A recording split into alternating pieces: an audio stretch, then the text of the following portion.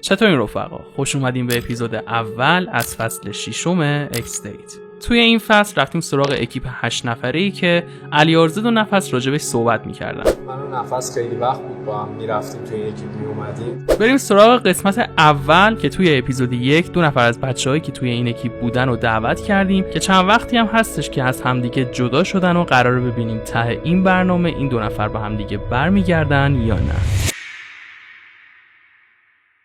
دیو بگیرم یادگاری بمونه، حالا شاید بعدا نیازم شد. بسته چه فرق تنیس رو ببینیم بعد 10. آره فکر میکنم 10 ماه شده. والا من هیچ مشکلی با دیدن تنیس ندارم، یعنی دیدن دوباره تنیس ندارم. من اوکیم. اصلا اون بود سر لجبازی بعد کار رفت یه سری برنامه شرکت کرد، بلاین دیت بود ولی همین داستان آپدیت و اینا. حتی انقدر این لجبازی زیاد بود توی یکی برنامه ها دیدم زنگ زد به یکی اکسش رو. دقیقا نمیدونم چرا این چه حسی اون موقع که زنگ زد دیدی؟ حس که اینجوری بود کاش نمیدیدم برنامه، چون کاری بود که شده بود ولی من کاش نمیدیدم. بقیه بچه ها رو چی؟ بچه یکی که میخوای ببینی؟ اوکی؟ آره اوکی هم، هیچ مشکلی با دیدنشون ندارم. حالا نمیدونم اونا چه حسی دارن از این موضوع، ولی من این فصل تصمیم گرفتم این ویدیو رو بگیرم با هر گروهی که صحبت میکنم بگیرم و داشته باشیم. حالا بعدها شاید گذاشیم، شاید اصلا همین الان گذاشیم. بخواه حستو گفتی دیگه. دمت گرم، مرسی. سلامت باشی. بریم تا فردا میاد ویدیو هم بگیرم، هر بچه دارم میگیرم. حست چیه فردا میخوای مهدی رو ببینی؟ حالا الان که دیگه راضی شدی اون حسه رو ببین من الانم دوست ندارم ببینمش، یعنی الان 2 ساعت صحبت کردیم که یه فردا ببینیم دیگه چه دوست دارم. آخه مهدی خب یه سری حرکت ها کرد که من واقعا دوست ندارم سر اونو ببینمش. هم مهدی هم حالا اکیپی که بودیم بقیه بچه ها.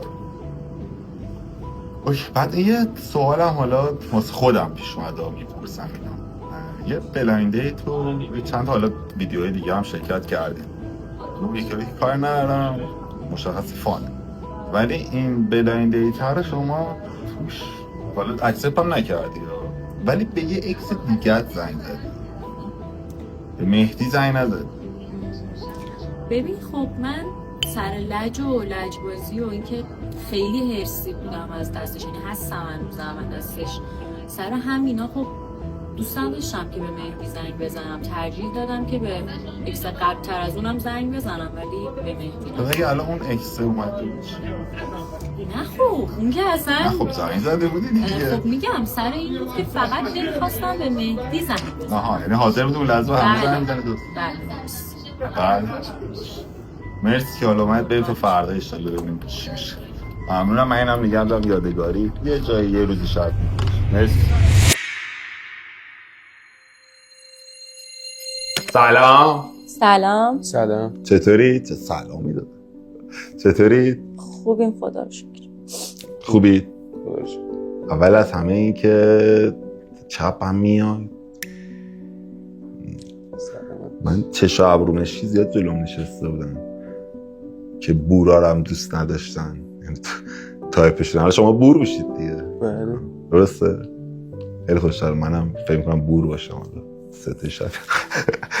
و این که خب خودتون رو اول معرفی کنید. تندیسم 21 سالمه. تندیس 21 ساله از تهران. بله. شغلتون چیه؟ کلینیک زیبایی کار میکنم. کلینیک زیبایی. بله. مهدی هم 22 سالمه، شغلم هم مربی بسکتبالم. مربی بسکتبال. باریکلا. قبل از این که حالا شما بخواید کلا داستانتون رو باز کنید که چی شده چی نشده، من یه توضیح کوچیک به مخاطبا بدم که بیشتر در جریان باشم و شما هم بیشتر آشنا باشن. من بعد از ویدیو علی و نفس، علی آرزاد نفس، که صحبت از یه اکیپی شد که توش مثل که حالا داستان خیلی بوده و حالا یه سری حرفا جلوی دوربین زده شد، یه سریاش پشت علی آرزد هم میگفت. سعی کردم یه ارتباطی بگیرم با این بچه‌ها، با یک تا پسرش ارتباط گرفتم، صحبت کردم، پیشنهاد برنامه رو دادم، قبول کردم. گفتم اگه بقیه بچه‌ام اوکی باشن که دیگه حالا بقیه رو پرسون خلاصه پیدا کردیم و اوکی کردیم و الان همشون رو راضی کردیم که بیان این فصل 8 نفری با هم باشیم. علی و نفسو که دیدید احتمالا تو قسمت ویژه باز بهمون اضافه میشن. 3 تا کاپل دیگه داریم. از مهدی و تندیس استارت زدیم واسه قسمت اول. و اینم بگم که بچه‌ها هیچ کدوم خودشون درخواست ندادن که بیان مثل بقیه بچه‌هایی که بخوام بیان اکست. کل درخواست از سمت من بوده و حالا دوست دارم بریم جلوی این داستان از چه قراره. خب بریم سراغ این که یکیتون خیلی خلاصه وار که اصلا این اکیپه چجوری استارت خورد، چی شد، اصلا کی به کیه. چون حالا من میدونم یه سریاتون با هم دیگه رفیق بود، یه سری بهتون اضافه شدن این داستانا. اینو یه خلاصه وار در حد 2-3 دقیقه توضیح بدید که حالا بچه‌ها مخاطبین کامل آشنا بشن با قضیه. بعد بریم سراغ این که چرا کات کردید و چی شد کات کردید، داستان چی. خلاصش بخوام بگم که این اکیپ چجوری، حالا از کجا شروع شد. ما یه اکیپ 3 نفره بودیم، رفیقای بچگی قدیمی، من و علیرضا و علی آرزد. 3 نفر بودیم تقریبا، همه جا کارامون بیرونامون همه چی 3 نفره بود. خیلی اوکی بود همه چیز تا زمانی که علیرضا یه 2 تا از رفیقای دیگه‌اش که اونا هم تقریبا مثل ما رفیقای بچگی بودن، ولی خب یه دختر و یه پسر بودن، رفیقای بچگی بودن، با هم بزرگ شده بودن. اونا رو کم کم تو بیرون رفتنه با اونا اسمشون پارسا و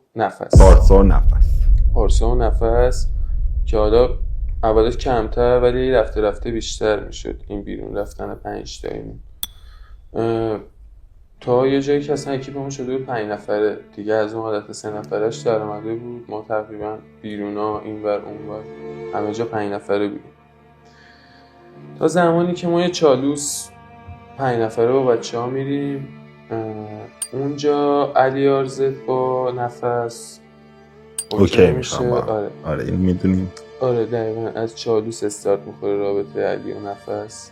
کم و بیش علی با ما میومد، ولی خب این اوکی شدن رابطه اینجوری بود که علی کمتر بود تو یک کم رنگتر شده بود. نه که بخواد صفر بشه ولی خب دیگه مثل قدیم نبود همه چیز.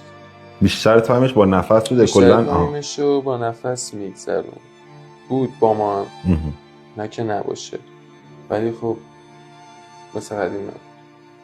و تا میرسه که یه تایمی ما یه شمال پسرانه میچینیم 4 نفره، من و علیرضا برنامه‌شو میچینیم که 4 نفره پسرانه همون اکیپ خودمون بریم با پارسا. علی نمیاد، علی در آخری کنسل میکنه. حالا دلیلش هم چون نپرسیدم ازش. علی کنسل میکنه ولی خب ما مسافرت برنامه‌شو چیده بودیم. 3 تایی میریم مسافرت و من علیرضا و پارسا. یه شهرکی بود تقریبا همیشه شما رفتنی اونجا میرفتیم تو اون شهرک. یه زمین بسکتبال بال داشت، به خاطر زمین بسکتبال هم میشد که بیشتر میرفتیم اون شهرک. روز اول همشه خیلی اوکی بود، ما کارمون رو انجام دادیم، بسکتبالمون رو بازی کردیم طبق معمول تا روز دوم بعد از ظهر ما داشتیم بسکتبال بازی میکردیم 3 نفره. خلوت هم بود. تندیس رو من اولین بار اونجا دیدم. تندیس هم اون شهرک بودی؟ آره اینم اون شهرک بودم. من اولین بار تندیس رو اونجا دیدم. خب 2-3 بار که رد میشد بالاخره پسریم یه سری نگاه ها یه سری رفتارا رو زود میفهمیم بله که داستان از چه قراره. تا اینکه تندیس اومد وسط بازی من صدا زد، کشون کنار رو گفت آره بابا این که بخوام بسکتبال یاد بگیرم میتونم آیدی پیجتون رو داشته باشم. منم مشکلی نداشتم، آیدی پیج رو دادم و ما بعد از اون داستان 1-2 روزم اونجا بودیم. حالا گذری 1-2 دفعه دیدمش تا اومدیم تهران. برگشتیم تهران و تندیس یکی از استوریای منو ریپلی کرد، یه شیطنتی هم کرد. چی ریپلی کرده بودی؟ یه استوری گذاشته بود تو باشگاه با 2 از دوستاش. بعد برشم بهش گفتم که برنامه میدی مثلا من اگه بخوام باشگاه بدنسازی شما کلا همه ورزش‌ها رو بعد از دیدن مهدی موسی استارت بسکتبال و بعد گفت آره. منم گفتم پس به همه دخترها برنامه میدی تو دیگه. صحبتمون از اینجا شروع شد. قبلش چی شد پیشنهاد دادی که حالا آیدی پیجش داشته باشی؟ میخوام اون داستان چجوری بود که رفتی جلو اینا؟ راستیتش من اصلا خودم هم واسم گنگه هنوز که چی شد که این کارو کردم، چون من اصلا اولین بار بود که تو زندگیم غرورم و همه چی میذاشتم کنار، میرفتم جلو خودم شخصا به یه پسر پیشنهاد میدادم. ما تو شهرکی که بچه‌ها بازی میکردن یه ویلا داشتیم. بعد من کلا عادتم بود میرفتم قدم میزدم و اینا. حالا تایمایی که میرفتیم با خانواده دیگه، بچه‌ها که اومده بودن یه سری داشتن بازی میکردن، من مهدی رو از دور دیدم و واسم خیلی جالب بود که خیلی شبیه همین. آره جفتتون بورید. بله. خب بعد دیگه دیدم تایپ همه و اینا، گفتم دلو بزنم به دریا. رفتم جلو و گفتم حالا چجوری بحثو شروع کنم. خب خیلی زشته یه دختر بره مستقیم به پسر بگه خب بیا با هم. چرا زشته؟ خب یه خورده وجهه بدی داره، چون اصولا درخواست از طرف آقاست یکم بده. نه من میدونستم، خواستم واقعا بدونم توضیحات بشم. بعد دیگه رفتم جلو بهش گفتم که شما آموزش هم میدی؟ گفتش که بله. دیگه آیدی اینستاگرامشو گرفتم، اومدیم تهران. که دیگه تهران هم که اومدم همون استوریشو ریپلی کردم گذاشتو ریپلی کرد و شروع شد. بعد از این صحبت توی دایرکت به کجا رسیدید؟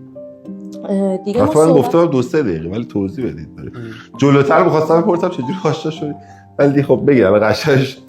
خب بعد دیگه چون من دوست مهدی رو دیده بودم تو شمال، زنگ زدم به دوستام کیمیا و آیدا، گفتم پاشید بیاید خونه‌مون واسهتون تعریف کنم. اونا هم خیلی کنجکاو بودن، هی زنگ گفتن خب شمال بودی چی شد و اینا. فقط بهشون گفته بودم که با یه پسری آشنا شدم. دیگه بچه‌ها که اومدن خونه‌مون شروع کردن واسهشون تعریف کردن که چی شد. خیلی هم تعجب کرده بودن که تو رفتی پیشنهاد دادی چه باحال فعلا، اصلا از تو بعید بود و اینا. دیگه اونجا گفتن خب رفیقاش چجوری بودن؟ گفتم که اتفاقا عکس گذاشته با دوستاش، بذار نشونتون بدم. دیگه سریع آیده گفت این قد بلنده رو من خوشم اومده. قد بلنده میشه علیرضا. از اون ورم دیگه مورد بعدی هم که کیمیا خوشش اومد از پارسا، دیگه اوکی کردیم بریم کافه. 6 تایی. بله 6 تایی. اوکی. دیگه رفتیم کافه و بچه‌ها با هم اوکی شدن. اکیپ 6 نفره استارت داشت. آیدا و علیرضا اونجا صحبت کردن با هم اوکی شدن. حالا داستان این که واسه چجوری شد انقدر راحت اوکی شدن ازشون میپرسم. ولی این اکیپ تشکیل شد. علی آرزاد نفس چجوری اضافه شدن؟ 1-2 بار که 6 تایی رفتیم بیرون و اینا، از سریای بعدش علی و نفس هم با ما اومدن. 1-2 بار نفس با بچه‌ها اوکی شده بود، با بچه‌ها ارتباط گرفته بود. فکر می‌کردم فضا واسهشون خیلی راحت‌تر شده بود چون دیگه تقریبا همه کامل شده بودن. خیلی اوکی بود همه چیز. پس این شکلی علی آرزاد و نفس هم اضافه شدن بهتون. بعد این که حالا جلوتر یه بذارین هم بپرسم، الان با نفس ارتباط داری شما دخترها؟ نداریم کلا. یعنی کلا 3 تاتون؟ 3 تام. حالا اینکه چراشو بعدا میخواستم پرسم ارتباط دارید یعنی. پس اینجوری شد که این اکیپ 8 تایی تشکیل شد. بریم سراغ داستان شما دوتا. گفتی چند وقت کات کردین؟ 10 ماه. 10.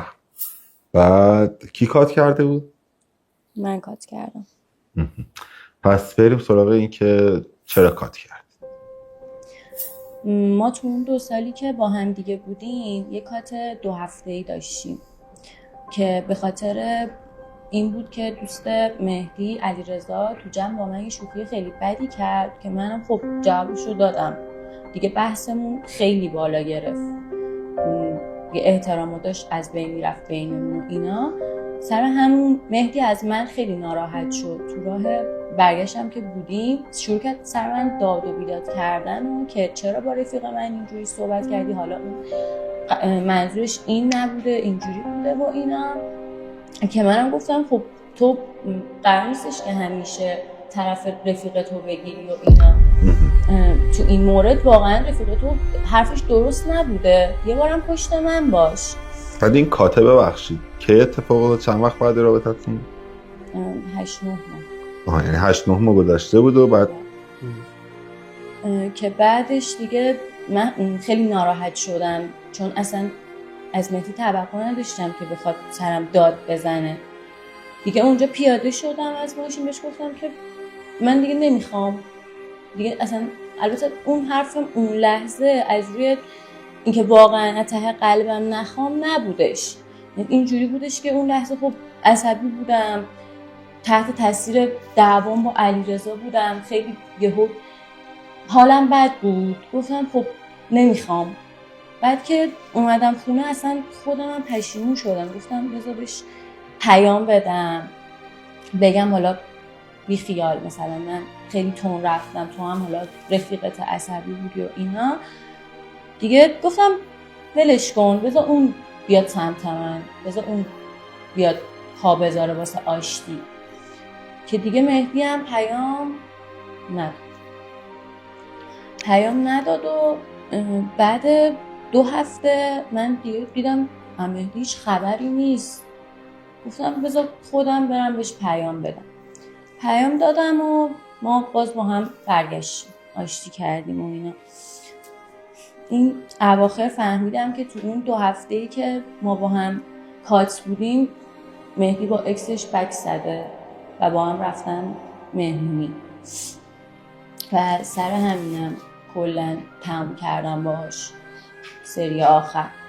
اینم یعنی تو اون 2 هفته تو حالا من بعدش اوکی میکنم تو صحبت کنیم ببینیم چجوری تمام بشه. خب تو همون 2 هفته که ما با هم کات بودیم مهدی رفته بود با اکسش مهمونی. بعدش هم من از طریق دوستم آیدا متوجه شدم. دارکترش این بود که آیدا خودش هم باشون بوده تو مهمونی. بله.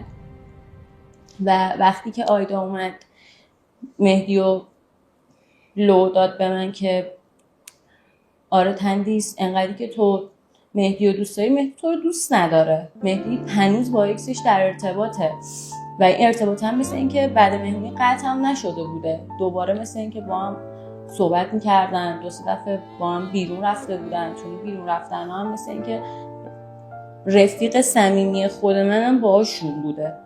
و من اینو کی فهمیدم؟ زمانی که اومدم به مهدی زنگ زدم گفتم تو اون 2 هفته یعنی طاقت نیاوردی رفتی سریع مثلا با ایست مهمونی و اینا.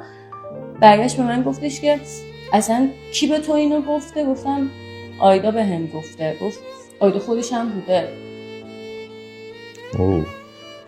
من ضربه خیلی بدی خوردم. مثلا اون موقع هم یه طرف داستان پسری بود که خیلی دوستش داشتم، خودم رفته بودم بهش پیشنهاد داده بودم، اصلا فکرش هم نمی کردم. رفیق بچگیام، رفیقی که باش از بچگی بزرگ شدم، اصلا نابود شدم، داغون شدم. اصلا نمیتونستم قبول کنم همچین اتفاقی تو زندگیم افتاده. من یهو تنها شدم، جفت طرفو از دست دادم.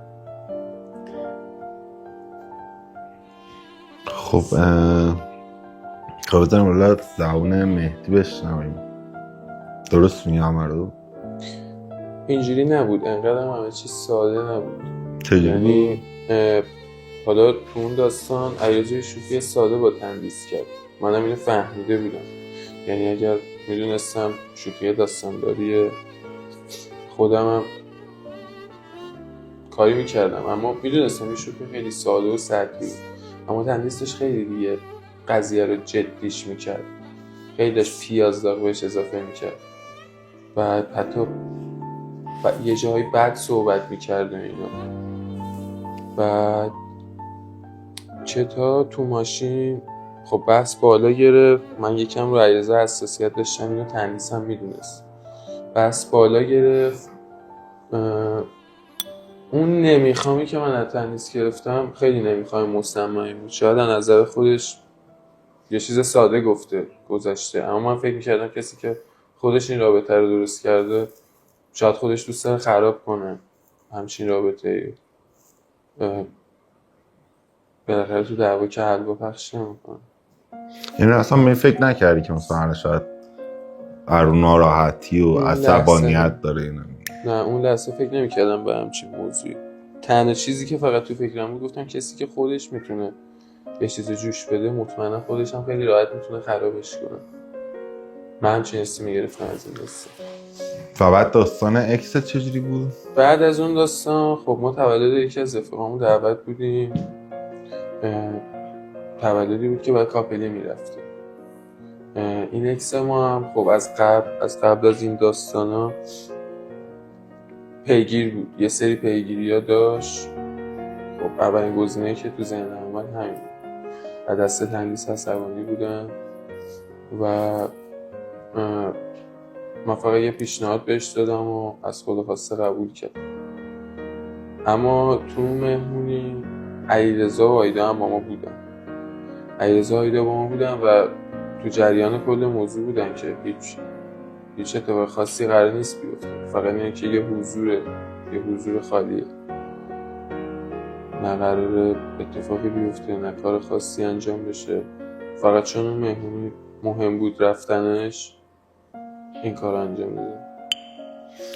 بعد این که آیدا نگفت مثلا مهدی نکن مثلا با این به حال رفیق بچگی تندیس بوده، بعد اصلا خود تندیس باعث تشکیل اکیپ شده یه جورایی، اصلا خودش نباشه، بعد مثلا تو با اکست آیدا هم باشه با علیرضا، بعد مثلا آیدا نگفت آقا مثلا نکنی حرکت، یا اصلا به خود تندیس بگیم بیا من با تندیس صحبت میکنم بیا. بالاخره آیدا که با تندیس اوکی بوده دیگه، یه دو تا رفیق صمیمی و این داستانه که من فکر میکردم مثلا آیدا که دیگه از دل تندیس خبر داشته که آقا مثلا پلن چجوریه، یعنی حالا مثلا داره یه خورده ناز میکنه، یعنی هیچ مثلا مقاومت و مخالفت و اینا من نداشت. فکر میکنم علیرضا تو این داستان خیلی تاثیرگذار بود. نفوذ داشت روی آیدا زیاد و اینجوری بود که من فکر میکردم داستان رو واسش تعریف کرده و از همه چیز خبردار هست که شاید چیزی به من نگفته. حالا این که بین خودش و علیرضا چه اتفاقی افتاد نپرسیدم تو حالا. و تندیس الان با آیدا هم کلا ارتباط نداره. خب این تهش داستان یه خورده واضح‌تر میگی چجوری شد که اصلا آیدا اومد به تو گفت و یه روز اصلا چی شد اومد گفت؟ مثل این که آیدا با مهدی دعواش میشه. حالا من نمیدونم چی میشه که اینا یه رابطه قشنگشون خراب میشه، رفاقتشون. آیدا هم مثل این که تو همه این قرار مداره، چون خب شک داشته دیگه، به خودش میگفته که خب وقتی که مهدی داره میره با اکسش میاد و اینا، شاید علیرضا هم این کارو بکنه. خیلی اون تایم علیرضا رو کنترل میکرده. سر همینم یه چند بار مثل این که اولین بار رو تو گوشیش میبینه که مثلا مهدی گفته که آره دختره ول نمیکنه و خیلی سمجه و اینا، بذار برم ببینم چی میگه و اینا. دیگه آیدا زنگ میزنه بریزه میگه کجایی و اینا. علیرضا هم میگه که من این داستانی اصلا پاشو بیا خودت مثلا ببین خیالت راحت بشه. آیدا هم میره و دیگه اونجا چون خب رابطش مثل این که از رفاقت براش مهمتر بوده نمیاد به من بگه. تو بازی 4 نفرشون میمونه و خیلی خوب رازداری میکنه تا با مهدی مثل این که به مشکل میخورن. زنگ زد به من گفتش که تندیس کجایی؟ گفتم خونم. گفتش که دارم میام پیشم. اومد و گفتش که داستان اینجوریه مهدی، ولی نگفتش که خودشم بوده، یعنی اصلا فکرش هم نمی‌کرد فکر کنم مهدی لوش بده، یعنی بیاد بهش بگه که آره بیاد به من بگه که تو کل این قرارای ما آیدا هم بوده. یه جوری قرص گفت که خیالش از بابت مهدی راحت بود. من به مهدی زنگ زدم گفتم داستان چی آیدا داره اینا رو میگه. مهدی هم گفت اصلا آیدا تو همه این قرارای ما بوده، مهمونی بوده، کافه رفتیم بوده، صحبت کردیم بوده. سر همین وقتی مهدی بهم گفتش دیگه من فهمیدم که اینا اصلا از اول با هم همشون دستشون توی کاسه بوده. دیگه اینجوری شد که کل داستان متوجه شدم. از اول داشتم از جفتشون رکب می‌خوردم. بعد اتی تهش حالا اون تایم اوکی، مثلا ما میگیم تو حالا کات بودی، یه قراری بوده، یه مهمونی بوده، رفتی، مثلا کاری نداریم.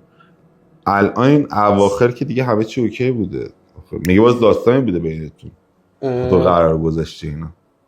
داستانی که خب داستان پیش اومده بود بعد از اون موضوع،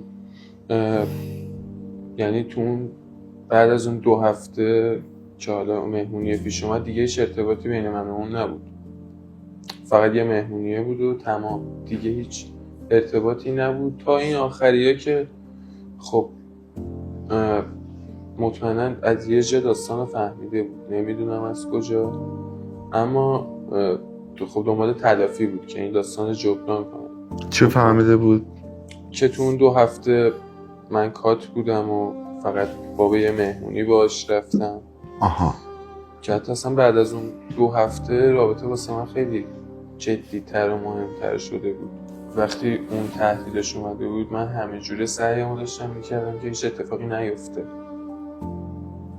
چی رو تهدید میکردی که بخواد به تندیس بگیر؟ خب یه سری عکس و فیلم‌ها بود بعد از اون مهمونی. اونم داستان رو فهمیده بود. خب رابطه واسه من خیلی مهم شده بود. مطمئنا دوست نداشتم هیچ اتفاقی بخواد این رابطه رو خراب بکنم. مجبورم باید میرفتم میدیدمش، باهاش صحبت کنم. حتی اینجوری بود که حساب اینه که موقع صحبت کردن عصبانی بشم و کرده بودم که با علیرضا، حتی علیرضا گفتم با هم بیاد که حواسش باشه و همه چیز، یه موقع خراب نکنم، بیشتر از این خرابتر نکنم موضوع رو. تا حالا میگی که این ته رابطه هم اگه میرفتی یک سر میدیدی واسه این میرفتی که کلا پاشو بخوای بیخیالش کنم از از رابطت. چجوری تونستی بری با کسی که قبلا باهاش تو رابطه بودی بعد بیای الان انقدر اوکی بشینی جلو من بگی که خب رفتم هیچ اتفاقی بینمون نیفتاده و توقع داری که من باور کنم؟ تو اگه خودت جای من بودی، من با علیرضا رفیق خودت با اکس هم همچین پلنی رو اجرا می‌کردیم اوکی بودی؟ اصلا با این قضیه هیچ مشکلی یعنی تو نداشتی؟ نمیدونم چجوری میتونی اینقدر ریلکس برخورد کنی اینجا بشینی روبروی من بگی کاری نکردم، یه مهمونی رفتم، چیزی نبوده.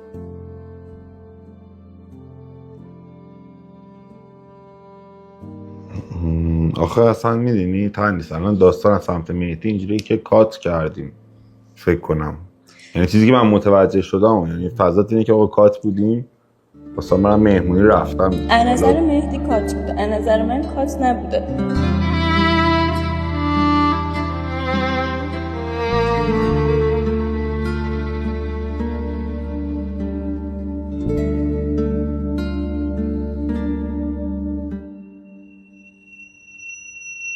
کات دیگه هم داشتی تو این 2 سال بجز اون 2 هفته یا؟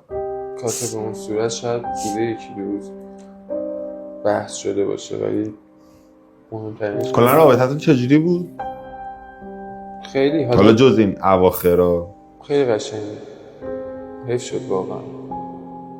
بعد تو این تایمی که کات کردی تا الان تو این 10 ماه وارد رابطه جدید شدی؟ پیشنهاد دوستی داشتید یا نه؟ پیشنهاد دوستی که بود ولی وارد رابطه نشد.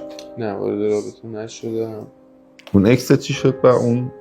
تموم داستانش همون موقع تموم شد. یعنی تو اون 1-2 باری که ما رفتیم دیدیمش تقریبا کل موضوع رو بهش فهمیدیم که داستانش چقدره، با اینکه خب یه سری ناراحتیای زیادی داشت از اون موضوع، ولی خب فکر می‌کنم کنار اومد، چون دیگه نه ارتباطی باهاش داشتم، نه صحبتی، نه حتی دیدمش بعد از اون داستان. کلا تمام. تموم شد کلا. چرا وارد رابطه نشدی؟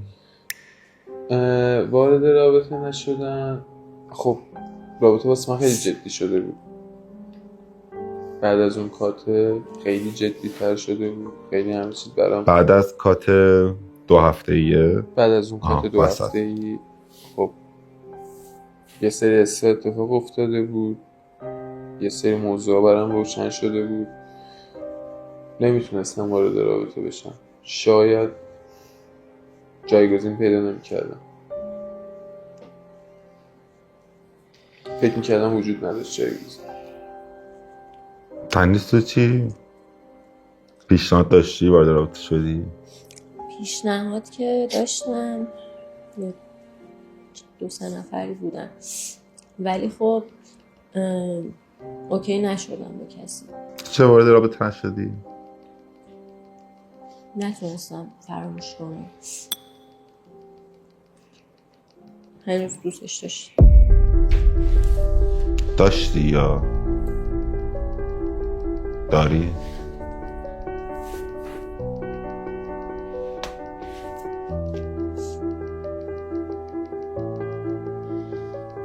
اوکی، حالا کنی جواب نده بریم اگه سخته.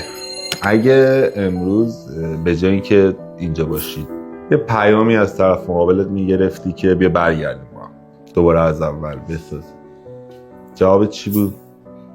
من اگه دوباره همچین پیامی دریافت می‌کردم مطمئنا جوابم آره بود. چون میگم واسه من خیلی شرایط تغییر کرده بود بعد از اون داستانه و اوکی بودی که و برگردیم. اوکی بودم که برگردم. دقیقا. تنیس چی؟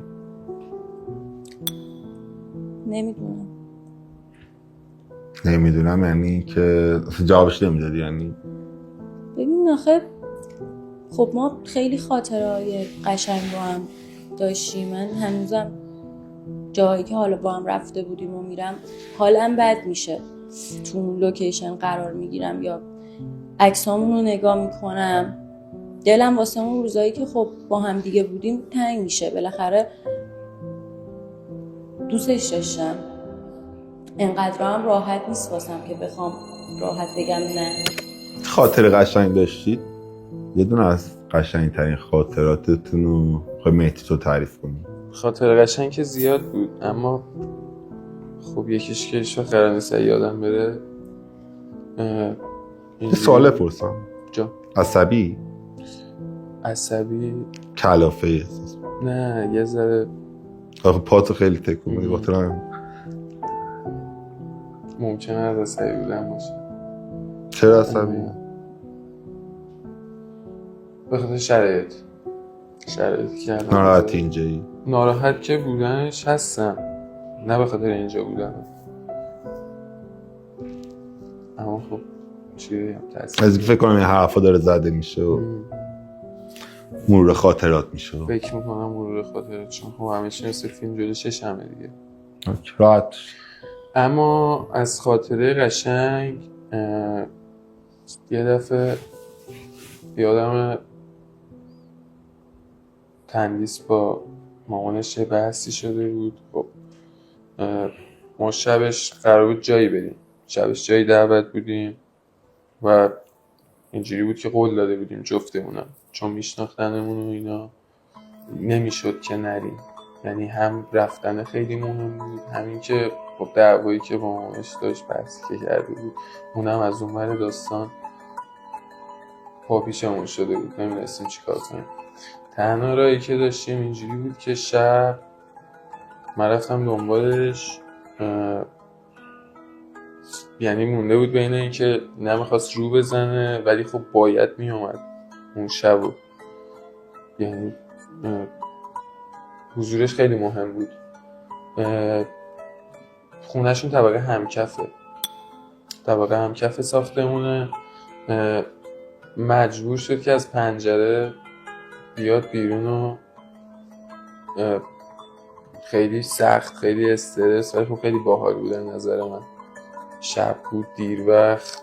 پیشنهاد از سمت تو بود فرار کن بریم؟ پیشنهاد از سمت من بود. آره پیشنهاد از سمت من بود. خب خیلی دوست داشتم تنیس اون شب باشه، بایدم می بود. پیشنهادشو دادم. استرس بالایی داشت. خب شب بود و اینا، ممکن بود کسی ببینه یا اصلا ممکن بود خود مامانش بیدار بشه. ولی خب ما کارمون رو باز کردیم. یعنی اینجوری بود که کل ذهنمون این بود که اون کارا رو انجام بدیم و شد. از پنجره اومد بیرون، رفتیم تا صبح. اونور به برنامه‌مون رسیدیم و آفتاب طلوع نکرده برگشتیم. برنامه چی بود؟ دعوت بودیم جایی، دوره همی بود، دعوت بودیم. ولی خب آشنای جفت طرفمون بود، یعنی جفتمون رو میشناخت. این بودنه حالا ما میتونستیم اگه زیاد مهم نبود داستان کنسلش کنیم، ولی اینجوری نبود، نمیتونستیم کنسل کنیم. خیلی حساس بود. بعد با تندیس میرفتم، ما ترجیح شده کارمونو کردیم. نفهمید قدره؟ فکر نمی‌کنم فهمیده باشه. نه نفهمید. اون شب که نفهمید، ولی خب بعدن خودم بهش گفتم که آخه بحث این بود که مثلا گفتم مثلا گیر الکی نده با اینا، من در صورت مثلا بخوام کاری بکنم میکنم، تو دروغ میشی. سر همین رفتن دعوت شده دو نه کلا سر مسائل دیگه که دیگه گفتش خب مثلا چی شده که بهم دروغ گفتی. گفتم مثلا اون شب که نذاشتی من با مهدی برم بیرون، من از پنجره رفتم. بعد اینجوری بود که چجوری از پنجره رفت تو. شوک شده بود خودش، هم اومده بود این پنجره نگاه می‌کرد چجوری رد شدی. طبق دوم سوم نبودی؟ نه هم کس ملافه ها میبستید به هم ریز نه؟ طبق دوم سوم هم بود. فکر می‌کنم ما باز کارمون انجام میداریم. او اینقدر اینقدر کل شرف بودی جفتتون. متولد چه ماهیه تندیس؟ تیر 16 تیر 16 تیر. خوشش هم تندیس مهتوتال چه ماهیه؟ 30 شهریور. 30 شهریور. دیدید برنامه ها رو نه؟ علی آرزو دو نفس رو دیگه فهم کنم برنامه حفظ کردی تاریخ رفتی قشنگ مشخصه. سنجد دوست متولد چه روزی بود تندیس فلان یا نه واقعا نه برنامه که حالا دیدنش به کنار دیدیم، ولی خب جدا از اون تاریخ تولدش فکر نکنم چرا یادم بره بخوام فراموش کنم. این از اون روز مهم هست، از اون روزاییه که فراموش نمی‌کنم. خب یه سوال فراموش نمی‌کنی، این تیری که گذشت کات بود دیگه درسته؟ 16 تیر چیکار کرد واسه تندیس؟ روز تولدم بود، بعد دیدم زنگ خونمون رو زدن. بعد من اینجوری هم که کلا روز تولدم خیلی دپم، همه دپم اکثر 99 درصد.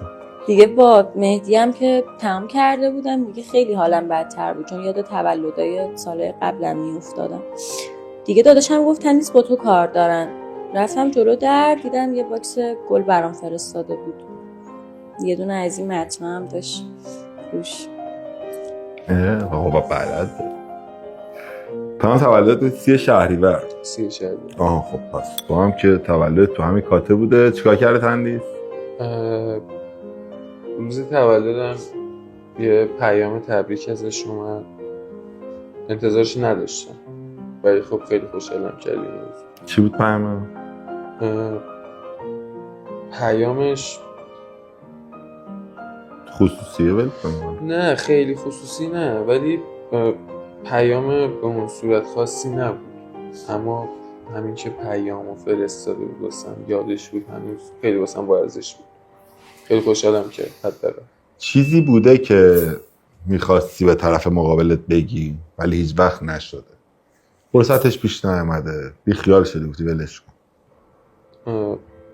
بودنش بوده، همون داستان 2 هفته بود. بعد از اون با خودم خیلی کلنجار رفتم که این موضوع رو بهش بگم، خیلی سعی داشتم واسش تعریف کنم، ولی خب میگم بعد از اون 2 هفته هی این رابطه داشت عمیق‌تر میشد. ترس از دست دادن داشت. ترس از دست دادن. خب یعنی تندیس اینجوری بود که واقعا درک نمی‌کرد. من همچین فکری میکردم. شاید اگر خودم میگفتم خیلی شرایط فرق میکرد، شاید درک میکرد. تنیس اما خب- حساس بودی رو مهدی؟ حساس که خب بودم، چون خب اینجوری بود که تو اینستاگرام خیلی دایرکت دریافت میکرد از سمت دخترها و اینا. خب منم اینا رو میدیدم و رو همین به خاطر همین خیلی حساس میشدم، چون نگاه های بقیه دخترها رو خودم خب میفهمیدم. ریاکشن هم داشت؟ مثلا به دایرکت؟ نه تایمی که حالا با هم بودیم نه ریاکشنی نداشت. سارا همین تو فکر می‌کردی اگه بگی داستان میشه؟ آره خب هم فکر میکردم داستان میشه، نمیدونستم واقعا چیکار میکنم. یه عذاب وجدانی بود که بگم، از این ور یه ترس از دست دادنی بود. یعنی یه سری پنهون کاری ها مثل مرداب میشه واسه آدم، ای فرو میبره آدم، نمیدونی واقعا چیکار کنی، به چی چنگ بزنی بیای بالا. تنیس تو چیزی بوده که میخواستی بگی ولی نگفتی؟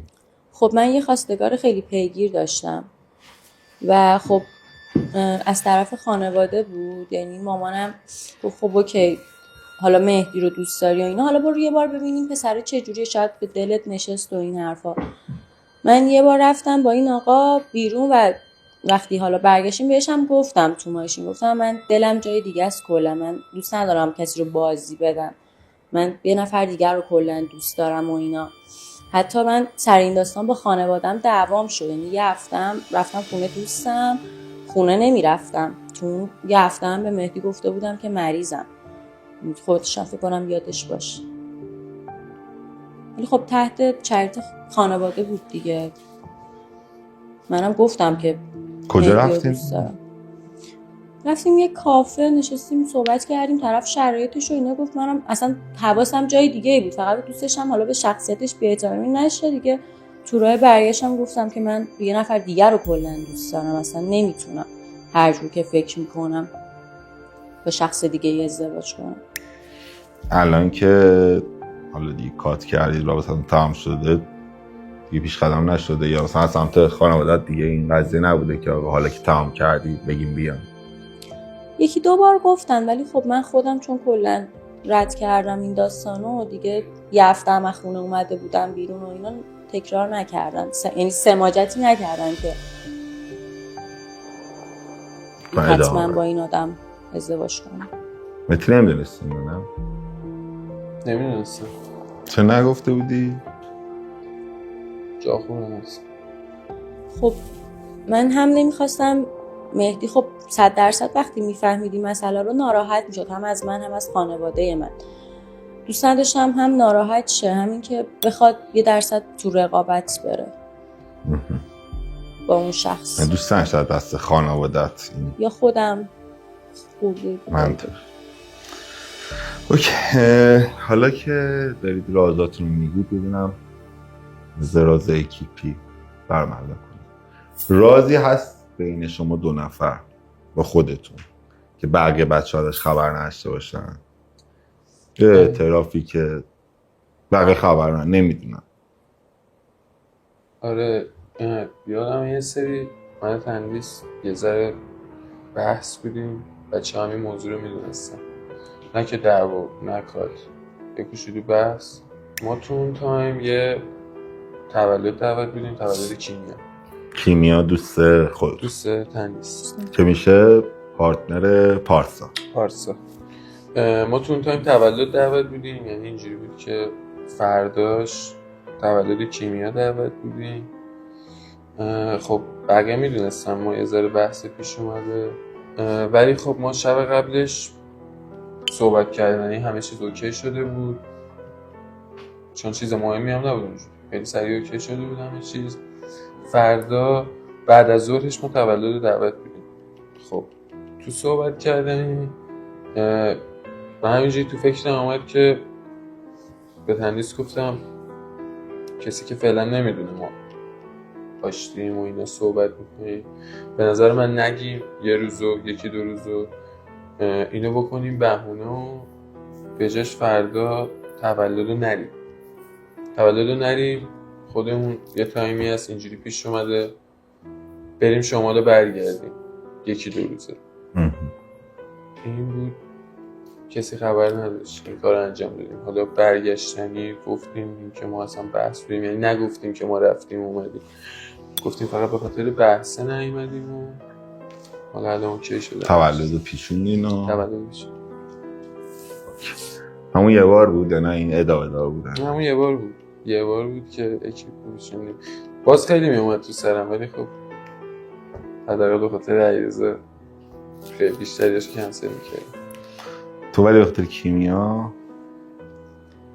خب ما چون با هم قهر بودیم دیگه، مهدی هم که زنگ زد گفت حالا بیا بریم رابطمون رو درست کنیم. خب اون زمان خب من خیلی مهدی رو دوست داشتم دیگه، اولویت هم شده بود. گفتم حالا یه تولد دیگه بعداً خودم میام حالا از دل دیگه هم نگفتید که بهش که من خبر ندارم. انشالله نبینم ویدیو. اگه دوست صمیمیت به اکست پیشنهاد دوستی بده حست چیه؟ اصلا برم تو رابطه حست چیه؟ دیگه اکست رو دیگه تمام کردی. نه مهم نیست حالا تمام شده یا نه. چرا؟ من نمیتونم کنار بیام با این حرف، حداقل از طرف دوست صمیمی. شاید از طرف یه غریبه باشه خیلی برام عادی‌تر حذف بشه این موضوع، ولی واقعا از دوست صمیمی انتظار ندارم که همچین کاری بکنه. مطمئنا همین کارو تلافیش سرش در میاره. چون اگه دوست صمیمی من باشه مطمئنا این کارو انجام نمیده. حالا اومدیم مثلا، ولی خب اگر انجام بده بدون جواب نمیده. مطمئنا تلافیش سرش در میاره. اولویت اینه که همین کارو باشه انجام بدم، همین اتفاقی که افتاده رو باشه انجام بدم. یعنی با دوست صمیمی. ولی باز اگر نتونم از راه دیگه 100 تا راه دیگه بدون جواب نمیدونم. تنیست چی؟ دوست صمیمیت با اکس به وارد رابطش. خب ببین من که مشابه این داستان رو اصلا داشتم، ولی خب حالا یعنی مشابه چجوری؟ اینجوری نبوده که حالا بخوان با هم تو رابطه برن، ولی خب ضربه رو از دو طرف خوردن. همین داستان خودت داره میگی که بله. خب این که اصلا داستانش فهم کنم، ولی ضربش آره. یه جوری. و قید جفتشون هم زدم و 100% اگه این اتفاق بیفته بازم قید جفتشون رو میزنم. واسه من جفتشون تموم شدن، اصلا انرژی نمیذارم بخوام انتقامم حتی بگیرم. کلا بیخیالو. اوکی مرسی. یه سوال که دوست نداشتم بپرسم واقعیت، ولی فکر کنم تو همه اکیپا هست دیگه این قضیه. بالاخره یکی هست همیشه تو هر اکیپی که یا تو مخه یا شاید شما باش حال نکنید. حالا اونی که تو اکیپ باش حال نمی‌کردی کی بوده؟ ولی دلیلش چی بوده اصلا؟ خب تنیس رو باید بگم حتما. اگه دوست ندارید میتونید نگید، ولی اگه وجود داره همچین شخصی خب بگید، خیلی قشنگه. خب ببین اون آدم سمه واسه من پارسا بود، چون کلا دلیل پاچیدن اکیپون بود. اون از رابطه خودش با کیمیا، رابطه نفس و علیرضا که اون خراب کرد. یعنی پارسا هم رابطهش با کیمیا رو شما میگی مقصر بوده، هم رابطه علی و نفس. بله. و چیزی هم هست یا؟ پس شما با پارسا خیلی حاله. تو چی مهدی؟ حالا تو این مورد که من یه سری چیزا رو با تنیس موافقم، اما فهمی‌تر از پارسا واسه من آیدا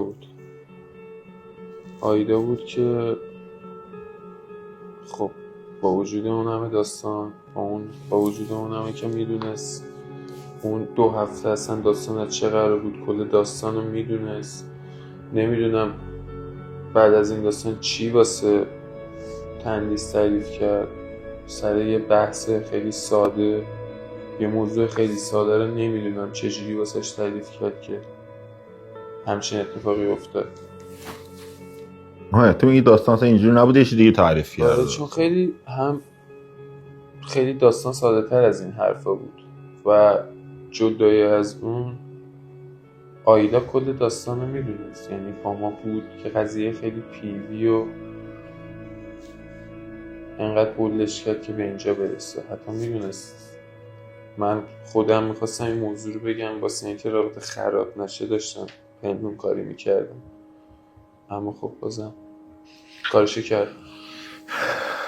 پس پارسا و آیدا نظر شما دو نفر 100% که بچه ها میان صحبتشون رو میکنن و هم نظرشون رو میگن. اوکی، بریم برای این که دوتا اسم بهتون میگم. از این دوتا اسم یکی رو باید انتخاب کنیم. این که هیچ کدومو نمیخوام و جواب نمیدم و اینا هم نداره، خیلی صادقانه راحت. از تندیس شروع میکنم. فکر کنم فهمیدی سوال چیه. آیدا یا مهدی؟ ای قبول یکیشون رو انتخاب کنی. خیلی سخت شد ولی سخته ها، میدونم. مهدی. اصلا چراش هم نمیخوام بپرسم. تندیس یا علیرضا؟ علیرضا مثل داشت بزرگی هم من خیلی وقت با علیرضا. نه یه اسم میخوام، یه اسم. علیرضا یا تندیس؟ یه سخته بدون توضیح، اما من واقعا علیرضا ته قلبم دوست دارم.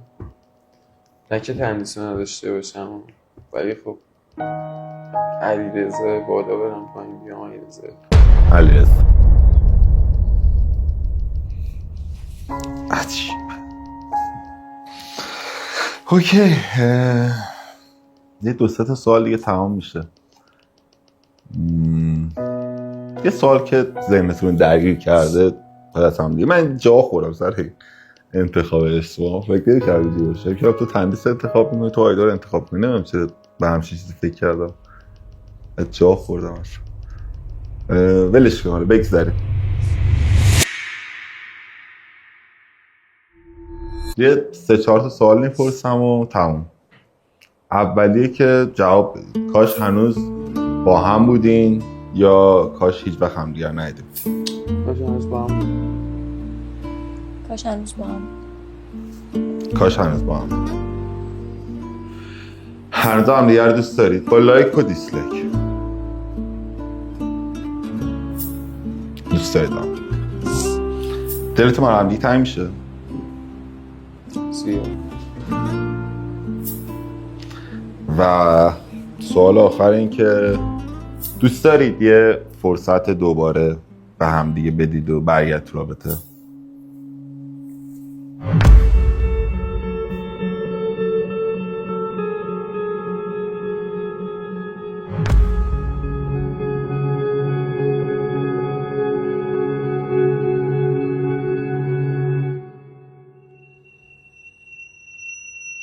چرا تو که حالا کل این داستانی که صحبت کردید دوستش داری، دلت تنگ میشه، انتخابت مهدیه، تو حرفات نه تنها من فکر کنم مخاطبم فهمید تو هنوزم دلت پیششه، بس چرا نه؟ من احساس کنم لجبازی میکنم.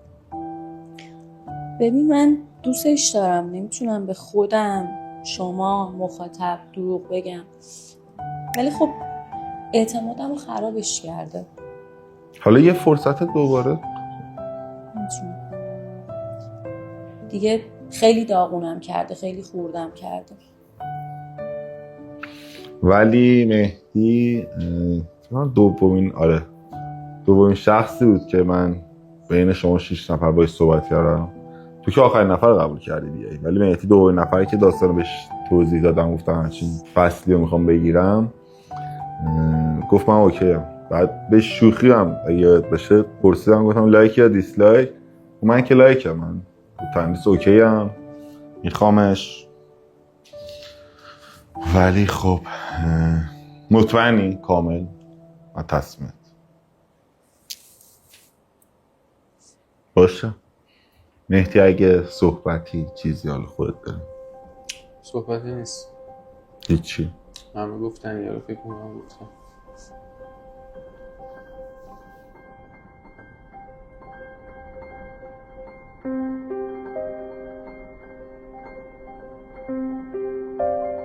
خوش، پس بریم تا حالا برنامه بچه‌های دیگر هم بگیریم بذاریم واسهتون. یه فرصت دیگه، یه تایم دیگه هم قرار باز با هم دیگه جمع شیم دور هم دیگه تو قسمت ویژه که احتمالا یه 2 هفته دیگه 3 هفته دیگه بشه. باز تا اون موقع به نظرم تنیسی خود بیشتر فکر کن با خودت تو خلوت خودت. من فکر میکنم فضای این که بخوای یه فرصت دیگه بدی هست، مخصوصا مهدی که مشخص دوست داره. حالا کاری به سری داستان ندارم ولی خب الان مشخص پشیمونه. باز جمع شیم با بچه ها دور هم دیگه بریم تا چند روز دیگه اکستیت کیمیا و پارسا و بعدش هم علیرضا و آیدا، بعدش هم قسمت ویژه که علی و نفس بهمون اضافه میشن. دمتون گرم که تا اینجای ویدیو ما بودید. بریم تا حالا خیلی زود برمیگردیم دیگه. من تمام تلاشمو کردم ولی خب بچه‌ها اوکی نبودم، ولی حالا باز تا قسمت ویژه. عاشقتونم، خیلی دوستتون دارم. خداحافظ. خسته نباشید.